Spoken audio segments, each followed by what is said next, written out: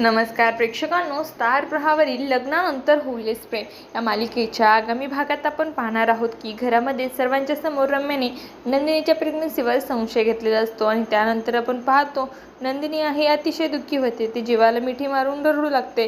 तेव्हा जीवा बोलतो, आता आपल्याला अधिक सावध राहावं लागेल. रम्या, विजय आणि वसुआत्या आपल्यावर लक्ष ठेवून आहेत. आणि नंदिनी बोलते की काव्याला देखील किती रोखून विचारत होती. आणि जीवा बोलतो, म्हणजे याचा अर्थ काव्याला देखील संशय आणखी संपलेला नाही. तर तिकडे आपण पाहतो काव्य ही पार्थला बोलते, आपल्यामधील प्रेमाचा धागा हा कधीच तुटता कामा नये. तिकडे आपण पाहतो काव्याने नंदिनीने वडाला बांधलेला दोरा हा रम्या तोडून काढते आणि ती स्वतः दोरा बांधते आणि बोलते, आता रम्याची वटपौर्णिमा साजरी होणार आणि ती वडाला फेरे घालून लागते. आता येणाऱ्या भागामध्ये जीवा व नंदिनी घरामध्ये सर्वांशी खोटं बोललेलं आहेत हे सत्य सर्वांच्या समोर उघडं होणार का, हे पाहणं अतिशय रोचक ठरणार आहे.